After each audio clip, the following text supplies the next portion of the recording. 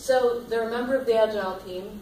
They're a single voice with the customer and stakeholder. We put a lot of these already, so I'll go a little bit faster through them. They own and manage the backlog. So you remember the two different kinds of backlogs?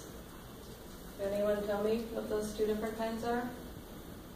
Team backlog and Scrum with the sprint backlog. Yes, exactly. Nice job. That was all the way before lunch. That was good. So the sprint backlog, if you guys will reference your boards there, you will see that the sprint backlog is actually part of your sprint board. When something moves from the team backlog over here in your overall to-do list that Todd was talking about to your sprint backlog, that sprint backlog now then becomes the team's. So the Agile team, that's theirs. But the team backlog, the overall, everything that you guys have to do, all 5 wives, all their ass, that belongs to the PO. So they're going to constantly refine it. They're going to what they call backlog grooming.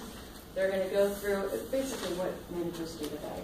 They look at the importance of the request. They talk to the customers. They understand dependencies. And they constantly have the backlog being groomed and reprioritized. They define and accept user stories into the baseline, make hard calls on scope and content. Remember when we had that conversation about sometimes you have to float the scope if you're going to hit your date? That's really up to the PO who's going to make the final decision there. And then we're going to talk about product owner in the enterprise, but most of this I'm actually going to skip for the time being. So as we talk about the SAFe model, the 3-layer cake that Todd was talking about earlier, when you talk about the PO role or the Scrum Master role being enterprise-wide, you're really talking about the next level up. In this class, we're focusing on how the team is interacting with each other. When we start talking about Scrum of Scrums, or we talk about the PO role in the enterprise, we're talking about the next level up where you're doing that planning throughout a release. If you say, Mike has a dependency on Ben's group, and Ben has a dependency on Jill's team, Greg's team, and then you guys would have to coordinate in sprints and start to lay out the dates. So we're going to go into Scrum Master, and then we are going to do one of Todd's absolute favorite activities. So bear with me. Eat lunch again? Is there bacon? We have a couple different exercises in this class, actually several different exercises. But I will tell you that the one that we're going to be doing in a couple more slides, Todd always wants to play. He always wants to play with the team. You never let me. It's that fun. It's a good time. Okay, so real quickly, let's go over the role of the Scrum Master. We already talked about this a little bit, so I'll go a little bit fast, see if you guys have any questions.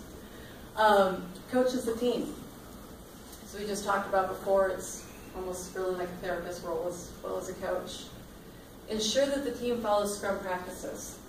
So the Scrum Master is going to really be the facilitator of the Scrum practices, and they are going to be the one who ensures that the team is doing what they're supposed to. That you have to keep your stand-ups to 15 minutes. So on and so forth. You have to make sure that their sprint board is updated. You remove impediments and barriers.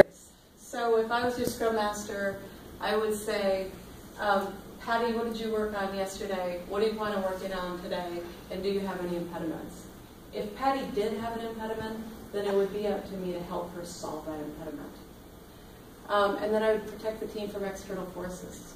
So when you guys move Agile, the one complaint we hear over and over and over is that I've been with the company for years. I have a lot of people, I know in a lot of different groups. If I need something, like I need the system rebooted, I don't open a ticket.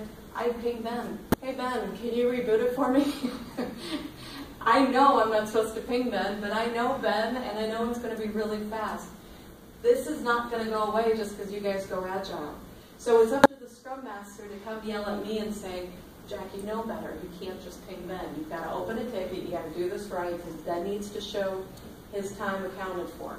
That's a major role of the Scrum Master. They often portray them as a sheepdog because they're protecting with people.